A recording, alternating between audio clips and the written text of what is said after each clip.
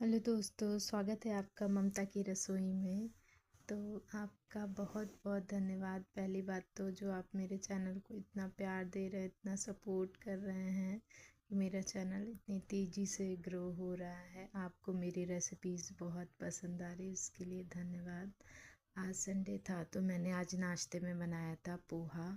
पोहे में मैंने प्याज, मिर्ची और राई का तड़का लगाया था। ज़रा सी मैं हींग भी डालना इसमें पसंद करती हूँ। और मैंने मूंगफली और गोभी डाली है। मेरे पास थोड़े से कॉर्न रखे हुए थे तो मैंने वो भी अपने इसमें पोहे में ऐड किया है। वैसे आप चाहें तो इसमें मटर भी ऐड कर सकते हैं, मेरे पास थे नहीं तो मैंने डाला नहीं। देखिए कितना यम्मी और टेस्टी लग रहा है। इसमें मैंने मिर्चियाँ ऊपर से फाड़ के डाली हैं और आधा नींबू निचोड़ा है, साथ में हल्दी और नमक इसमें डाला है।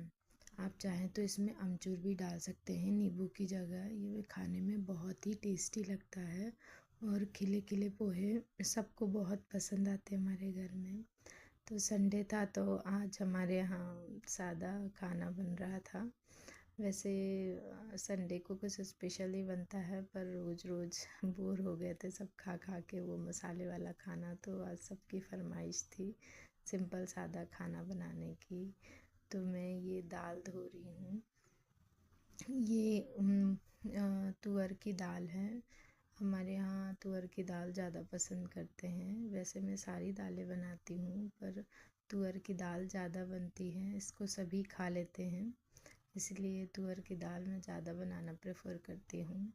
तो मैंने ये दाल को अच्छे से 4-5 पानी से धो लिया है। अब मैं कुकर में इसको डाल दूँगी और मैंने इसमें करीब जितनी दाल है उसका 2 गुना पानी डाला है।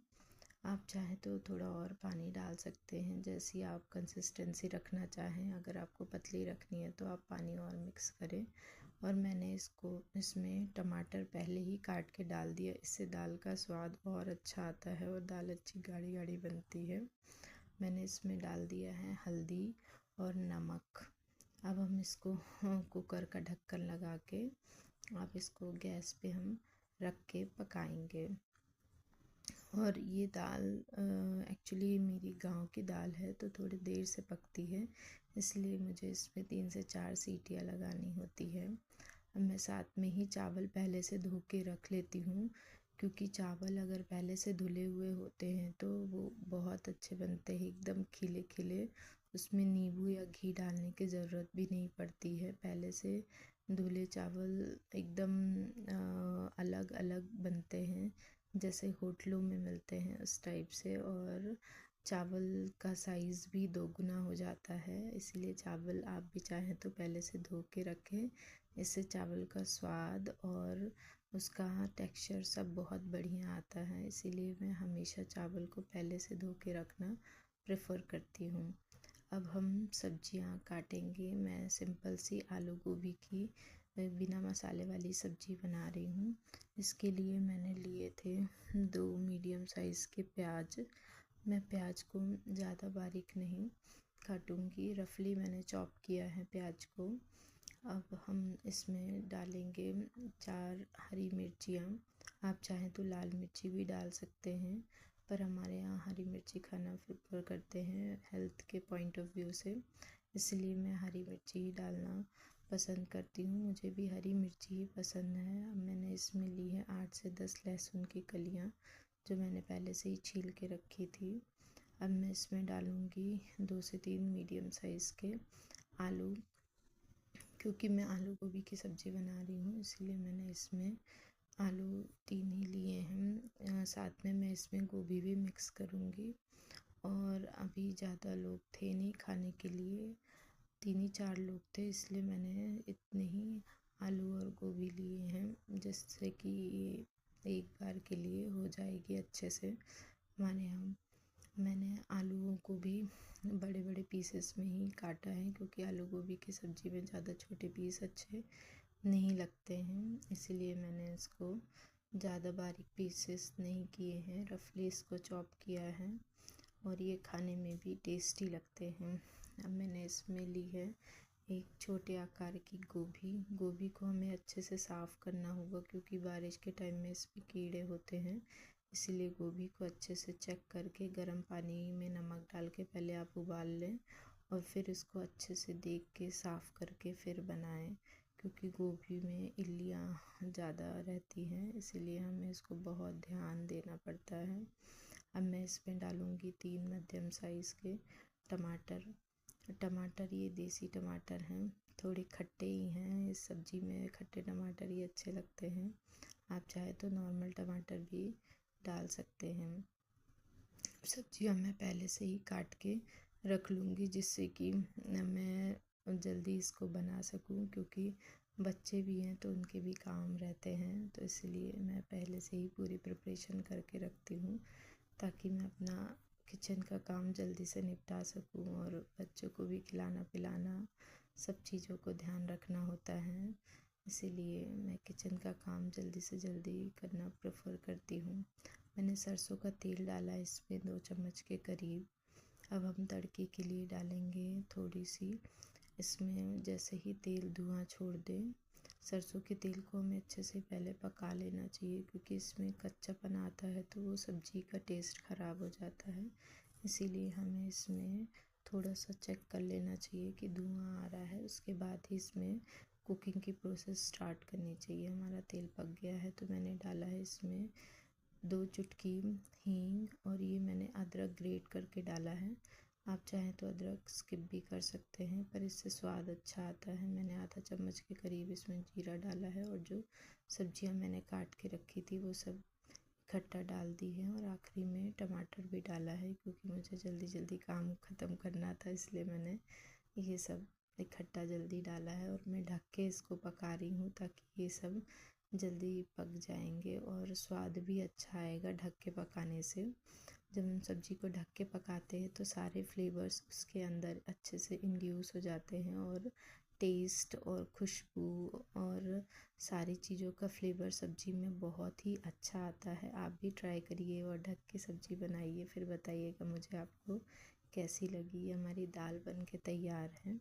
अब हम इसके तड़के की तैयारी करेंगे। तड़के के लिए मैंने इसके लिए लिया है 5 से 6 लहसुन की कलियाँ। अब हम इसको लहसुन को बारीक बारीक कट कर लेंगे। आप चाहे तो लहसुन को खलबट्टे में कूट भी सकते हैं, उससे टेस्ट और अच्छा आता है, पर मैंने यहाँ पे लहसुन को चाकू से बारीक बारीक कट कर लिया था। अब हम लहसुन के साथ ही इसमें, मैं वैसे बच्चों को दाल देनी होती है इसलिए मिर्ची नहीं डालती हूँ, कभी कभी ही मिर्ची डालती हूँ, क्योंकि फिर वो छोटे बच्चे मिर्ची वाली दाल नहीं खाते हैं। मैंने इसमें डाली है एक छोटी आकार की प्याज को मैंने बारीक काट लिया है।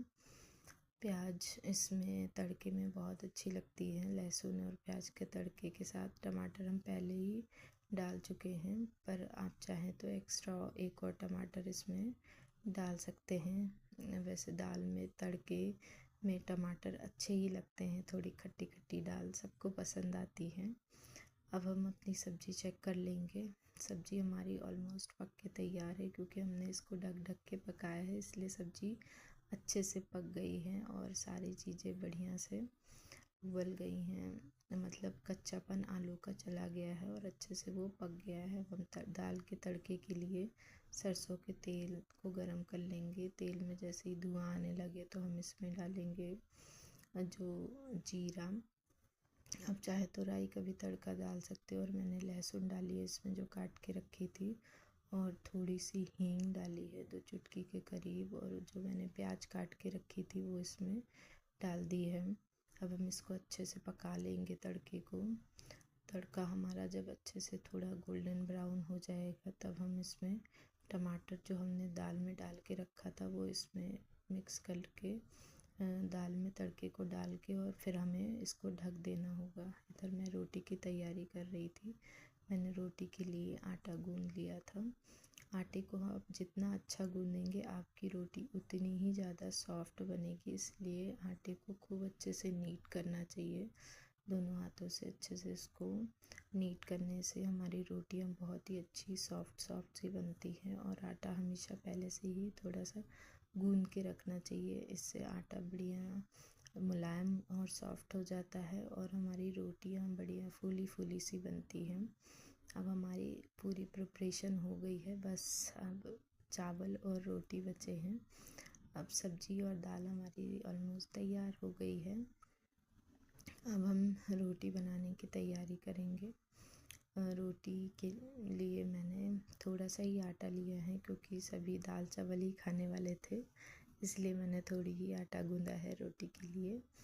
अब हम इसमें डालेंगे रोटी के लिए थोड़ा सा आटा। अब हम रोटियां अपनी तैयार कर लेंगे बेल के। और हमारे चावल की भी सीटी साथ में आ गई है, चावल भी हमारे पक चुके हैं। अब बस अपनी रोटियां बना के और खाना सर्व करेंगे। आप बताइएगा आपको मेरी रेसिपी कैसी लगती है, इसको ज़रूर ट्राई करिएगा। और आज संडे था, इसलिए बहुत दौड़ा भागी वाला दिन था। बच्चों को भी घुमाने ले जाना होता है, तो मैं बहुत सारी चीज़ें एक साथ मैनेज कर रही थी और बहुत जल्दी जल्दी मुझे सारे काम ख़त्म करने थे। ये देखिए हमारी रोटी भी ऑलमोस्ट पक के तैयार है और मैं इधर खाना सर्व करने की तैयारी कर रही हूँ, क्योंकि सबको भूख लग गई थी और फिर हमको बाहर भी जाना था। इसलिए मैं हर काम जल्दी जल्दी कर रही हूँ, ताकि हम टाइमली किचन का काम ख़त्म करके खाना पीना खा के बाहर घूमने बच्चों को लेके जा सके। क्योंकि बच्चों की छुट्टियां चल रही हैं, इसलिए वो जिद करते हैं हमको यहाँ जाना है वहाँ जाना है। इसीलिए संडे का दिन मिलता है घुमाने के लिए, तो हम जल्दी जल्दी काम ख़त्म करके बच्चों को घुमाने ले जाने की तैयारी। ये देखिए मेरा खाना बन गया है, कितना टेस्टी और यम्मी दिख रहा है। आप भी मेरी रेसिपीज़ ट्राई करिए और बताइए आपको कैसी लगती है। मेरे चैनल को इसी तरह से सपोर्ट करिए, लाइक करिए, शेयर करिए और सब्सक्राइब